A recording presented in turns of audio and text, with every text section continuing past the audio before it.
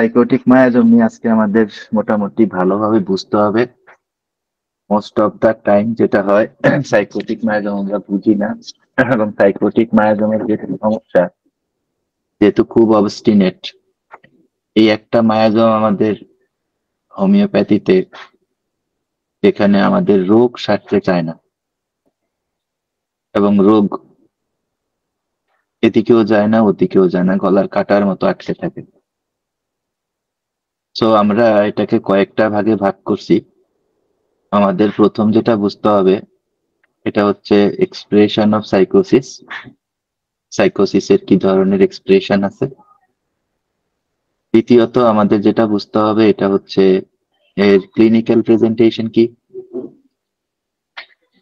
এবং ক্লিনিক্যাল প্রেজেন্টেশনের আগে আমাদেরকে ভালোভাবে যেটা বুঝতে হবে, আসলে এটা আমাদের ফিজিওলজিক্যাল লেভেলে কি ধরনের চেঞ্জ গুলা করে। কারণ আমরা জানি যে চরিক মায়াজম আমরা বলছি যে এটা ফাংশনাল মায়াজম, কিন্তু সাইকোসিস, সিফিলিস, তারপরে টিউবারকুলার ক্যান্সার যাই আছে, টাইফয়েড, এগুলা কিন্তু সব কি, এগুলা কিন্তু অর্গানিক মায়াজম, এগুলা কিন্তু অর্গান থেকে আসে।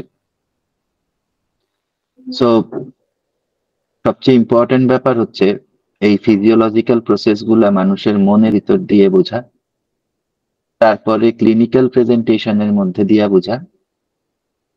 ওষুধের সাইকোসিসের সবচেয়ে বড় যে দুইটা রেমেডি, এটা হচ্ছে একটা হচ্ছে মেডোরিনাম। এই থুজা এবং মেডোরিনামের ডিপেস্ট ক্লিনিক্যাল এক্সপেরিয়েন্সের মধ্যে দিয়ে বোঝা। শেষে আমাদের যে জিনিসটা থাকবে, যেটা কোথাও নাই এবং যেটার কারণে মূলত ডাক্তারেরা চেম্বারে ফেল করে, সেটা হচ্ছে যে কোন লেভেলে সাইকোসিস সাপ্রেস হইলে, কোন লেভেলে গনোরিয়া সাপ্রেস হইলে কি ধরনের রোগ আসে, এবং টার্সিয়ারি গনোরিয়ায়, পরিবার বাহিত যে গনোরিয়া থাকে, সেই গনোরিয়ার কোন লেভেলে কি ধরনের রোগ আসে, এটা বোঝা অত্যন্ত ইম্পর্টেন্ট। কারণ যেমন ধরেন, একটা মেডিসিন আছে আমাদের, কথার কথা বলতেছি, যে আমাদের একটা মেডিসিন আছে ন্যাট্রাম কার্বনিকাম। এখন ন্যাট্রাম কার্বনিকামের কোন লেভেল আর হচ্ছে ন্যাট্রাম সালফারিকামের কি লেভেল, এটা কিন্তু বুঝতে হবে। এবং মোস্ট অফ দা টাইম যেটা হয়, যে এই বুঝগুলা না থাকার কারণে রেপার্টোরাইজেশনে হইলেও রেপার্টোরাইজেশন কখনোই আপনাকে এই লেভেলটা বলে না। এই লেভেলটা বের করতে আমার 4 দিন সময় লাগছে। আমি সম্পূর্ণভাবে লেভেল অফ হেলথ ওয়ার্কআউট করে আমি এটা বের করছি। মানে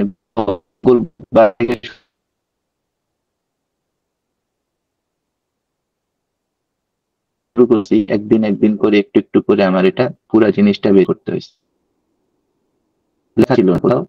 তো এই জিনিসটা আমাদের খুব ভালোভাবে আজকে এখান থেকে বুঝে যাওয়া। তো মোটামুটি এই হচ্ছে আজকে মোটামুটি সম্পূর্ণ ক্লাসের ইয়ে। তো আমি শুরু করে দিই, আমি শুরু করি, আপনারা দেখেন কিভাবে আমি কাজটা করি আর কি। তো প্রথমত যেই জিনিসটা আমাদের মাথায় রাখতে হবে, এটা হচ্ছে যে, একটা মিনিট, খুব ঝামেলা। তো প্রথমত যে জিনিসটা আমাদের মাথার মধ্যে রাখতে হবে, এটা হচ্ছে যে, তো তালি করতে পারতেছি না, একটা অবস্থা।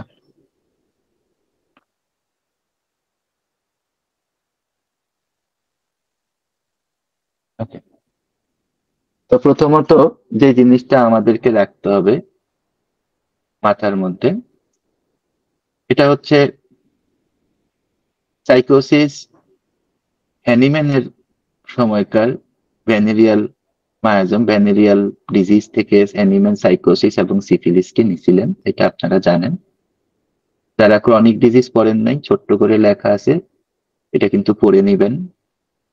এবং সাইকোসিসকে হ্যানিম্যান খুব একটা যে বেশি পরিমাণ ডেসক্রিপশন বা ডেসক্রাইব করে দিয়ে যেতে পারছেন, এটা কিন্তু না। উনি বলে গেছেন যে সাইকোসিস হচ্ছে একটা ভেনেরিয়াল মায়াজম, এবং সাইকোসিসের ভেনেরিয়াল মায়াজমে প্রাইমারি সাইকোসিসকে উনি বলে গেছেন যে যে গনোরিয়াল সেক্স যখন হয়, যখন একটা একটা ইন্টারকোর্সের মধ্যে কোনো একজন পার্টনার গনোরিয়াতে আক্রান্ত থাকে, তখন সেই দুইজন পার্টনারই গনোরিয়াতে আক্রান্ত থাকেন, একজন থেকে আরেকজন হন। এবং দুজন পার্টনার যখন গনোরিয়াতে আক্রান্ত হন, তখন গনোরিয়াতে আক্রান্ত হওয়ার সাথে সাথে যেটা হয়, এটা হচ্ছে যে তার এক ধরনের গনোরিয়াল ডিসচার্জ শুরু হয়। হ্যানিম্যান বলে গেছেন যে এই কারণে যে প্রাইমারি সাইকোসিসে উনি বলে গেছেন যে ঠিক আছে, প্রাইমারি সাইকোসিসের ওষুধ হচ্ছে থুজা, পোটেন্টাইজড থুজা। এখন হ্যানিম্যান আমাদেরকে এতটুকু পর্যন্ত আসলে বলে গেছেন। এখন হ্যানিম্যানের পরে আসছেন কেন্ট সাহেব। কেন্ট সাহেব আইসা বলছেন আচ্ছা ঠিক আছে, আমি তো বুঝলাম যে প্রাইমারি সাইকোসিস হ্যানিম্যান সাহেব বলে গেছেন, এবং হ্যানিম্যান সাহেব কিন্তু সাইকোসিস, সিফিলিস কোনোটাই ডিটেইল করতে পারেন নাই, অতটা সময় পান নাই বেচারা। তো এরপরে এসে আমাদের এর নাম কি, আমাদের জেমস টেইলর কেন্ট এসে উনি বললেন যে ঠিক আছে, সাইকোসিস যখন সেকেন্ডারি স্টেজে যায়, যখন সে সেকেন্ডারি লেভেলে থাকে, তখন কি হয়, তখন যেটা হয়, তখন সাইকোটিক ড্রাগ প্রয়োগ করলে যেটা করা যায় না, সেটা হচ্ছে ডিসচার্জকে ব্যাক করে আনা যায় না। এটা কিন্তু কেন্টের স্টেটমেন্ট। এবং কেন্ট সাহেব এটাও বললেন সাথে যে সেটা তো ডিসচার্জ তো ব্যাক করে আনা যায় না, এবং সাইকোসিস কি হয়, হেরিডিটিক্যালি এটা কিন্তু আগাইতে থাকে। ভেরি মাচ ইম্পর্টেন্ট কথা এটা। কেন্টের আপনারা যদি ফিলোসফি পড়েন, আপনারা দেখবেন যে উনি হেরিডিটিক্যালি আগাইতে থাকার একটা কিন্তু ব্যাপার দিছেন। এরপরে কেন্ট সাহেবের পরে সাইকোসিসকে সবচেয়ে বেশি পরিমাণ যে মানুষটা এক্সপ্লোর করছেন, উনার নাম হচ্ছে H A Roberts. H A Roberts এসে উনার রাইটিংসে দেখবেন আপনারা যে উনি করছেন কি, উনি সাইকোসিসের অনেকগুলা ডিটেইল করছেন, অনেক সিমটম উনি ডিটেইল করছেন। এই যে নেক্সট জেনারেশন পর্যন্ত আসছে, আমাদের ক্লাসটা শুরু হবে। আমি পার্সোনালি এক সময় সাইকোসিসের প্রচুর সিমটম পড়ছি, এক সময় আমি বুঝছি যে আসলে সাইকোসিস এইভাবে কাজ করে। স্পেশালি যে চ্যালেনের বইটা সবাই পড়তে হবে, এটা এটা আসলে অনেক সময় লাগে পড়তে, অত্যন্ত কঠিন বই, অত্যন্ত কঠিন বই। ইংরেজি কঠিন, বোঝা কঠিন, এবং সেটাকে মাথার ভিতরে ধরে রাখা আরো বেশি কঠিন। তো যে চ্যালেঞ্জ সাহেব যেটা করছেন সেটা হচ্ছে যে উনি অনেক কেস দিচ্ছেন। আমরা সব কেস এখানে দেখার টাইম নেই, এখানে কোনো কেস নাইও আজকে। উনি অনেক কেস দিচ্ছেন এবং উনি বুঝাইছেন যে সাইকোসিসটা আসলে হিউম্যান বডিতে কিভাবে কাজ করে।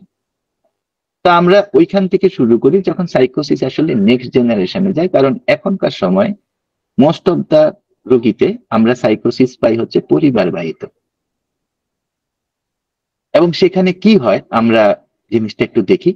নেক্সট জেনারেশনে যখন যায়, প্রাইমারি সাইকোসিস থেকে যখন জিনিসটা সেকেন্ডারি সাইকোসিসে যায়, তখন আমরা বাচ্চাদের মধ্যে, যে বাচ্চাটা হইল সেই বাচ্চাদের মধ্যে আমরা একটা প্রেজেন্টেশন দেখি। সেই প্রেজেন্টেশনটা হচ্ছে বাচ্চার পায়খানার সাথে ভয়াবহ রকমের পেটে ব্যথা থাকে। এটা হচ্ছে একটা সাইকোটিক বাচ্চা জন্মগ্রহণের 3 মাসের মধ্যে ফার্স্ট প্রেজেন্টেশন। বাচ্চার পেটে ব্যথা হচ্ছে এবং বাচ্চার ভয়াবহ রকমের কলিক হচ্ছে, পায়খানার আগে ভয়াবহ রকমের কলিক হচ্ছে। এবং ওই সময় খুব একটা অদ্ভুত জিনিস আপনারা দেখবেন, আপনারা যদি এই ধরনের কেস দেখে থাকেন, দেখবেন যে এই যে পেটে ব্যথা হচ্ছে, কলিক হচ্ছে, এই যে ক্যামোমিলা জাতীয় ওষুধ আছে বা আরো অনেক ধরনের ওষুধ আছে, একটা ওষুধ আছে ওয়েস্ট বেঙ্গলে অনেক বেশি ইউজ হচ্ছে না, তারপরে এই সমস্ত যে সমস্ত ওষুধগুলো আছে, এগুলা কি করে 5-10 মিনিটের আরাম দেয়। সালফার, নেট্রাম সালফ, ঠিক আছে, 5-10 মিনিটের আরাম দেয়। হম কারণ কি, এইটা সাইকোসিস, এটা কিন্তু সেকেন্ড জেনারেশন সাইকোসিস। সেকেন্ড জেনারেশন সাইকোসিস মানে হচ্ছে এটা কিন্তু 1 স্টেজ ডিপ সাইকোসিস। সো আপনি যদি ওই লেভেলের মেডিসিন প্রয়োগ করতে না পারেন, তাহলে কিন্তু এই বাচ্চার পেটে ব্যথা এবং বাচ্চার কলিক কিন্তু কখনোই যায় না। এই বাচ্চার পেটে ব্যথা এবং বাচ্চার স্টুল সাইকোটিক কিভাবে বুঝবেন? বাচ্চা উল্টায়া যদি শুয়ে থাকে, মানে পেটের উপরে যদি শুয়ে থাকে, দেখবেন বাচ্চার পেটে ব্যথা কমতেছে। সেকেন্ড যে ইমপ্রেশনটা আমরা বাচ্চাদের থেকে পাই, এটা হচ্ছে এই বাচ্চাটা কি হয়, এই বাচ্চাটা ডায়রিয়ার প্রবণতা থাকে, প্রচন্ড রকম ডায়রিয়ার প্রবণতা থাকে, গন্ধওয়ালা ডায়রিয়ার প্রবণতা থাকে। It is very much important. এই ডায়রিয়াটাও তার সাথে তার কি হবে, কলিক ডায়রিয়া হবে। এই ডায়রিয়াটা তার কি হবে, একদম কলিক, মানে প্রচন্ড ব্যথা সহ এটা ডায়রিয়ার সিচুয়েশন এইখানে থাকবে। ঠিক আছে? তো এই জিনিসগুলা আমরা কেন বললাম? কারণ হচ্ছে বাচ্চার আমরা অনেক সিমটম না দিতে পারি, অনেক সিমটম আমরা বাচ্চার উপেক্ষা করতে পারি, কিন্তু এই ব্যথাটা এত তীব্র হয় এবং এটা কোনো অবস্থাতেই সাইকোটিক ড্রাগ, আমি প্রশ্ন এখন নিব না, প্রশ্ন আমরা শেষে নিব, কারণ আমি আসলে কোনো কিছু মুখস্থ বলতেছি না, তো মানে মাথা থেকে বলতেছি, জাস্ট আমি স্লাইড বানিয়ে নিছি যাতে আমি বে লাইনে না চলে যাই আর কি। তো ডায়রিয়া কলিক যেটা হয়, এটা হচ্ছে যে ডায়রিয়ার সাথে যেটা থাকে, এটা হচ্ছে যে তার প্রচন্ড রকম কলিক থাকে এবং এটা দুর্গন্ধযুক্ত থাকে। এবং আপনারা দেখবেন, আপনারা যদি কারো সাহস হয় যে এই সমস্ত ক্ষেত্রে মেডোরিনাম বা নেট্রাম সালভ কিরকম দুর্দান্ত কাজ করে, আপনারা এটা যদি না দেখেন কেউ, এটা কখনো আপনাদের মাথায় আসবেই না। এবং এগুলা কিন্তু সিমটোমেটিক প্রেসক্রিপশনে যায় না, এগুলা সরাসরি মায়াজমেটিক প্রেসক্রিপশন লাগে। এবার এই বাচ্চাটাই বড় হইতেছে, এই বাচ্চাটা বড় হলে কি হবে, এই সাইকোসিস তার শরীরে লেটেন্ট হয়ে যাবে, এই সাইকোসিস তার শরীরে আস্তে আস্তে কি হবে, ঘুমিয়ে পড়বে। এই যে সাইকোসিস তার শরীরে লেটেন্ট হয়ে যাচ্ছে, এই সাইকোসিস লেটেন্ট হয়ে যাওয়ার সাথে সাথে আমরা এই বাচ্চাটার বড় হইতে থাকা দেখব এবং আমরা কিছু সিমটম পাবো। সিমটম গুলা কিরকম পাবো লেটেন্ট সাইকোসিসে? আমরা লেটেন্ট সাইকোসিসে এই সিমটম গুলা গ্র্যাজুয়ালি পাইতে পারি, একসাথে পাইতে পারি, এবং সবচেয়ে বড় ব্যাপার হচ্ছে সবকিছু একদিকে থাকতে পারে। সাইকোসিস মায়াজমের একটা প্রবণতা আপনাদের সবসময় মাথায় রাখতে হবে, এটা বলার ব্যাপার, এটা স্লাইডে লেখার ব্যাপার না, এটা বুঝার ব্যাপার। এটা হচ্ছে সাইকোটিক মায়াজম সবসময় এক্সট্রিম। একটা ঘড়ির পেন্ডুলাম যখন ডান দিক থেকে যেমন বাম দিকে দোলে, যখন ডান দিকে চলে যায় সম্পূর্ণ ডান দিকে চলে যায়। জহির ভাই আমার ক্যামেরা বন্ধ করেন, ঠিক আছে? ডান দিকে যখন চলে যায় তখন ডান দিকে চলে যায়, বাম দিকে যখন চলে যায় তখন সম্পূর্ণ বাম দিকে চলে যায়।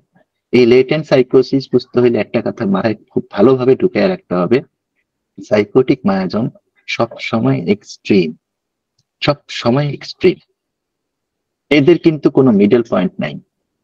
এদের মিডল পয়েন্ট তখন আসে, এটা আমরা দেখব সুস্থ অবস্থায় কি করে, অসুস্থ অবস্থায় কি করে, থুজা মেডোরিনাম, তখন আমরা বুঝবো।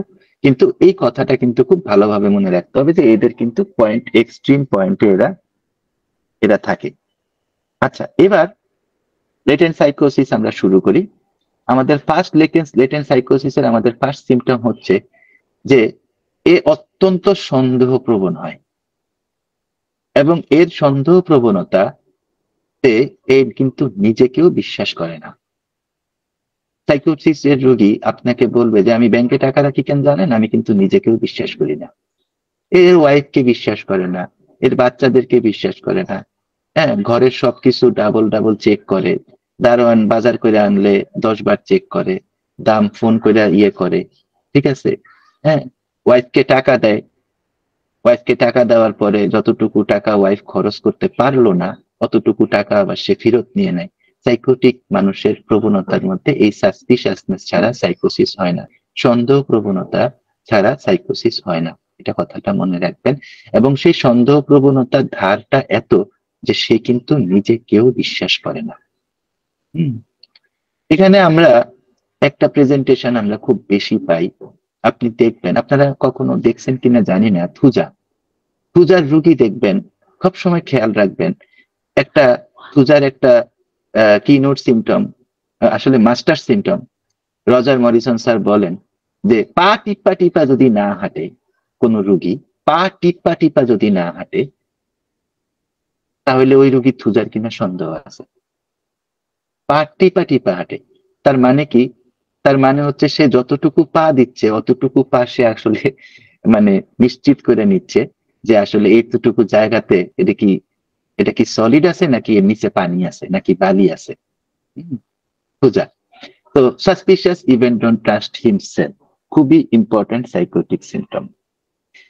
তিনটা জিনিস না ছাড়া সাইকোসিসের রোগী হয় না, স্পেশালি থুজা মেডোরিনাম। ঠিক আছে, প্রথম কথা হচ্ছে নিচু মনের, মিন। সবসময় মনে রাখবেন, নিচু মনের, মিন। কি দেখবে? শুধু প্রফিট দেখবে, তার প্রফিট দেখবে, তার প্রফিট দেখবে। তার প্রফিটের জন্য যদি তার হাজবেন্ডও মেরে ফেলতে হয়, চেষ্টা করবে যে না মারতে, কিন্তু যদি মেরে ফেলতে হয় খুব একটা বেশি তোয়াক্কা করবে না। ঠিক আছে, এবং এটা খুব ঠান্ডা মাথায় বলবে। প্রথম কথা হচ্ছে নিচু মানের, নিচু মনের। ঠিক আছে, এরপরে দ্বিতীয় জিনিসটা হচ্ছে সেলফিশ। প্রচন্ড রকম আত্মপরায়ণ হয়, প্রচন্ড রকম মানে আত্মকেন্দ্রিক হয়, অত্যন্ত সেলফিশ হয়, অত্যন্ত সেলফিশ হয়। ঠিক আছে, আমি মজার কথা আপনাদেরকে বলি, বাইরে তো বলতে পারি না। আমি থুজার ভিডিওটা আপলোড করলাম যখন, আপনারা জানেন যে এটা মনে হয় 45 বা 50,000 ভিউ এখন হয়ে গেছে ইউটিউবে। তো আমাকে একজন স্যার ফোন করছেন, ফোন করে বললেন একদিন রাত্রে আর কি, উনি বলতেছেন যে আপনার থুজা দেখে আমার কাছে মনে হয়েছে আপনি থুজাতে যখন কথা বলতেছিলেন আপনি রেগে গেছেন। আমি আসলে থুজার রুগী পছন্দ করি না। ঠিক আছে, যে রুগীটা কনস্টিটিউশনালি থুজা, কারণ আমি জানি যে তার মধ্যে একটা ভয়ঙ্কর সেলফিশনেস আছে এবং ভয়ঙ্কর সিক্রেটিভনেস আছে। এটা কিন্তু আমি ডাক্তার হিসাবে বলতেছি। কারণ আসলে কি, আপনি এত সেলফিশ মানুষের সাথে আপনি কিভাবে কথা বলবেন? আপনি যাই বলবেন সে তার দিকটা এক্সট্রাক্ট করবে। আপনার যদি সবসময়, আপনি তো চিনেন ওষুধটাকে, ঠিক আছে, আপনি থ্রুজা, নাইট্রিক অ্যাসিড এই ধরনের রোগীদের সাথে যখন কথা বলতে যাবেন আপনি বুঝবেন, আপনি যদি চিনে থাকেন আপনার মাথাটা নষ্ট হয়ে যাবে। এবং আমি পাঠতে কিন্তু কথা বলি না, আমি কখনোই মানে থ্রুজার রোগীকে সামনে আমার কাছে টেনে নিই না, সব সময় আমি এটা টেক কেয়ার করি। ঠিক আছে, জেলাসি। জেলাসি মানে কি? জেলাসি মানে হচ্ছে, দুইটা শব্দ আছে রেপার্টরিতে, সব সময় এই জিনিসটা মাথায় রাখবেন, রুব্রিক গুলাকে খুব ভালোভাবে বুঝতে চেষ্টা করবেন। এটা কিন্তু জেলাসি কিন্তু রেপার্টরির শব্দ, আমার শব্দ না।